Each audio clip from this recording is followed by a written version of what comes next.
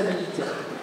Si je suis venue à Toulouse ce soir, c'est d'abord pour envoyer un message à tous les Français de la métropole et des Outre-mer, leur dire que je suis prête à présider la République pour redresser notre pays.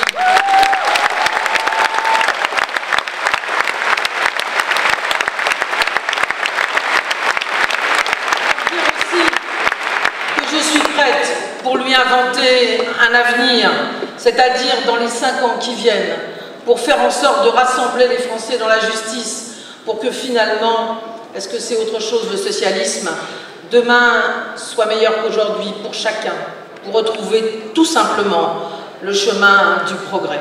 Et moi j'ai voulu que tout commence ici à Toulouse.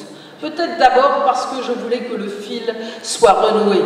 Le fil soit renoué avec 81 et 88. Parce que ici à Toulouse, les femmes et les hommes qui viennent pour changer la vie.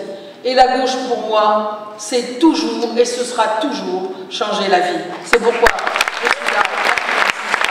Le président Sarkozy veut nous faire croire que la crise nous empêcherait de réenchanter l'avenir, nous empêcherait de retrouver dans notre pays le chemin du progrès. Eh bien moi, parce que j'aime la France, comme vous, je la veux forte, juste et unie. Et pour qu'elle le redevienne, il nous faut mener ensemble la bataille et tourner la page du sarkozysme. C'est ce que nous préparons dès maintenant.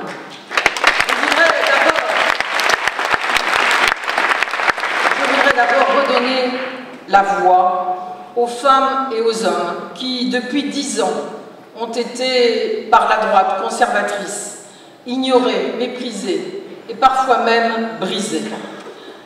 Comme vous d'ailleurs, je me rappelle ces combats, le CPE en 2006, la mobilisation des lycéens et des étudiants. Je me rappelle aussi que c'est à Toulouse qu'elle est née.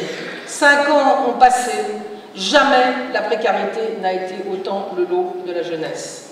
Ce gâchis n'a d'égal d'ailleurs que celui qui touche les plus de 50 ans, à qui on dit brutalement « c'est fini, vous n'êtes plus bon pour rester dans l'entreprise, vous devez sortir ». Alors, pour combattre le chômage de masse, qui est tout simplement une privation d'avenir, cette privation d'avenir dont s'accommodent tant de dirigeants politiques et économiques, pour combattre ce chômage de masse, je suis prête.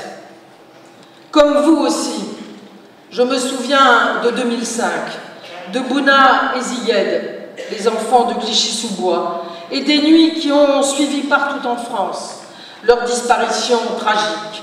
Là aussi, des promesses ont été faites aux banlieues. Elles n'ont pas été tenues. Pour garantir la cohésion urbaine, la solidarité territoriale, pour donner sa chance à la jeunesse de ces quartiers, eh bien, là aussi, je suis prête. Comme vous, je me rappelle qu'en 2007, des députés UMP ont réclamé des tests ADN pour contrôler l'immigration régulière.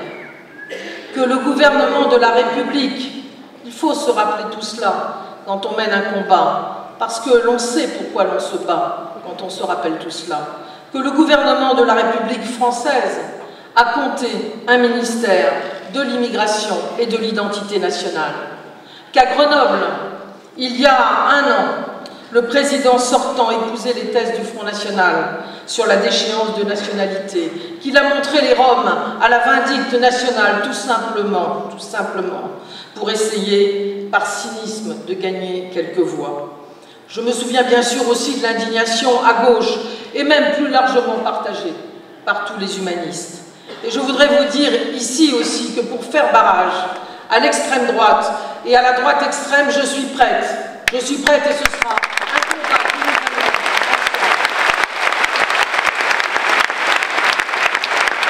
Comme vous, je n'ai pas non plus oublié la loi de 2008 sur les OGM. Je n'ai pas oublié cette phrase définitive du président Sarkozy: l'écologie, ça commence à bien faire.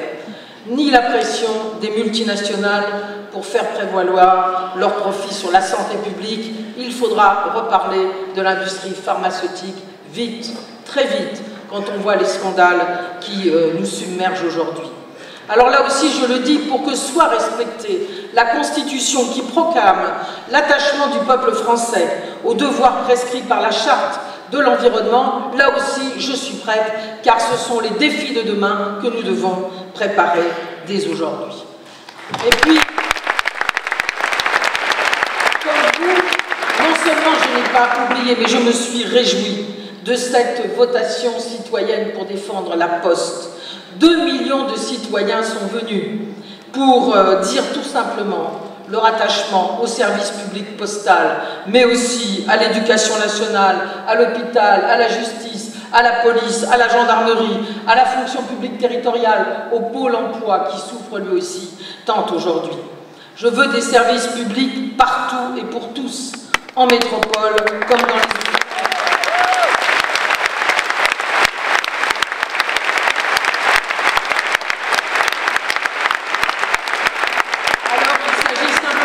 Préserver l'intérêt général contre les assauts du marché, et pour cela aussi, croyez-le bien, je suis prête. C'est même un des engagements essentiels de ma vie. Comme vous, je me rappelle 2010 et la casse des retraites. S'il faut travailler plus longtemps, parce que l'espérance de vie s'accroît, et nous ne pouvons que nous réjouir de voir nos parents et nos grands-parents plus longtemps auprès de nous, s'il faut en effet travailler plus longtemps pour certains, il faut chercher des ressources complémentaires, comme nous les avons proposées, la taxation des banques, la taxation des stock options et des bonus. Mais il faut aussi donner la possibilité à ceux qui ont commencé à travailler tôt, à ceux qui ont eu des emplois pénibles et qui ont dans la quasi-totalité des cas leur retraite à temps plein, qu'ils puissent la prendre à 60 ans. C'est une question de justice. Et nous le referons aussi. Et là aussi, je suis prête. Comme vous, j'ai souffert de cette rentrée scolaire 2011. Moins d'enseignants, plus de cartes scolaires, des classes surchargées, les enfants de 2 ans qui ne peuvent plus aller à l'école, la fin des RASED, la fin des auxiliaires de vie pour accueillir les enfants handicapés. Tout cela, ce n'est pas l'école de la République. Et aujourd'hui, les enseignants, les élèves, les parents d'élèves payent au prix fort cet abandon de l'école.